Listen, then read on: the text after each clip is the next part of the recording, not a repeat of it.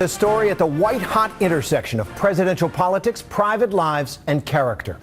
Former Speaker of the House Newt Gingrich is surging in South Carolina, where voters go to the polls Saturday.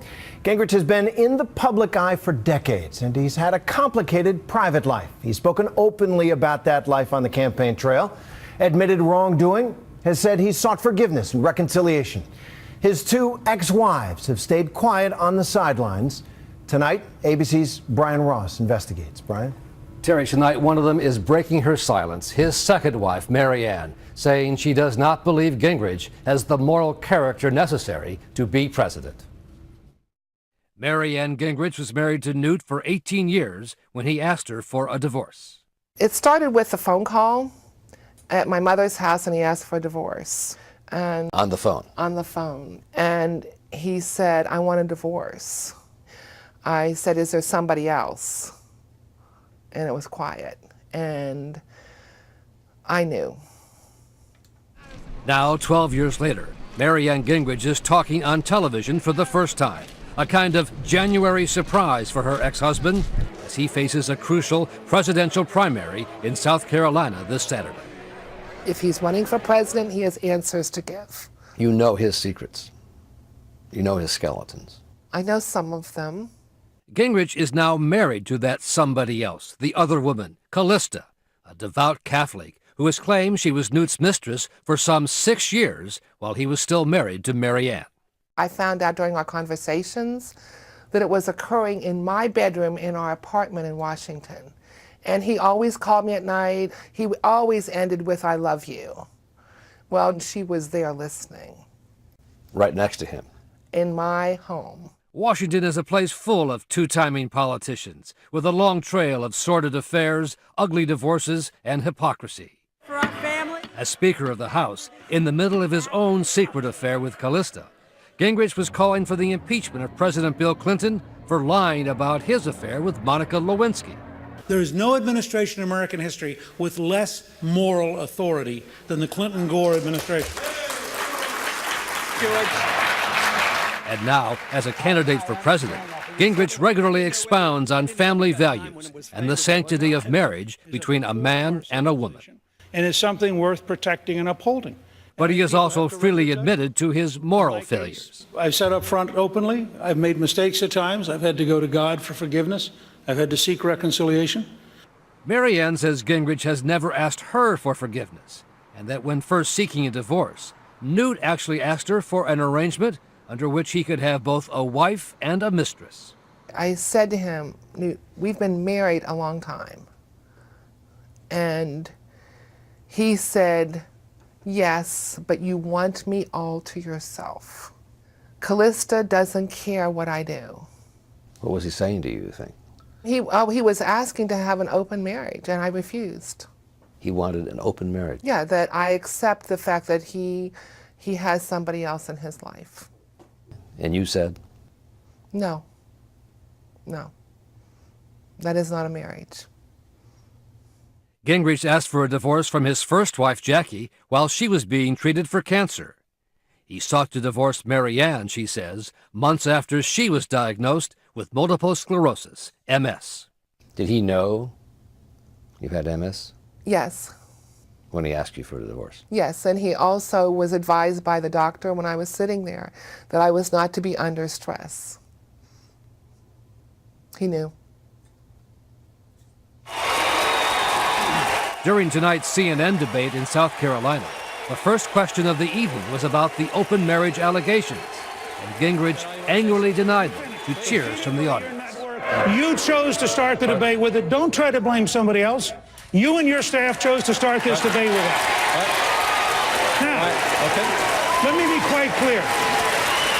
Let me be quite clear. The story is false. Every personal friend I have who knew us in that period says the story was false. Earlier, the campaign also made available his two daughters from his first marriage. The truth, Brian, is that our father and Marianne had a difficult marriage. They had a difficult divorce. She's unhappy, and this has been over for over a decade. He's a much different person than he was then. He's grown. He's gotten closer to God. His faith in God has grown. And I think what people need to remember is this happened a very long time ago, And we wish Marianne no ill will. We wish her the very best. But it happened a long time ago. Marianne Gingrich says she does have many fond memories of Newt, holding hands on the mall, hiking the mountains, dressing up on Halloween, a time when she says they were without power or much money.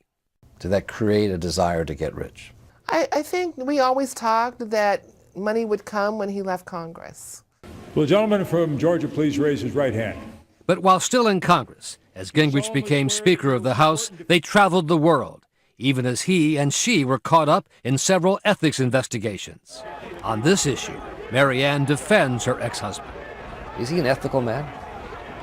At the time, I believed him to be ethical. Marianne herself became the subject of an FBI sting investigation after meeting in Paris with a notorious arms dealer who was working as an undercover government source.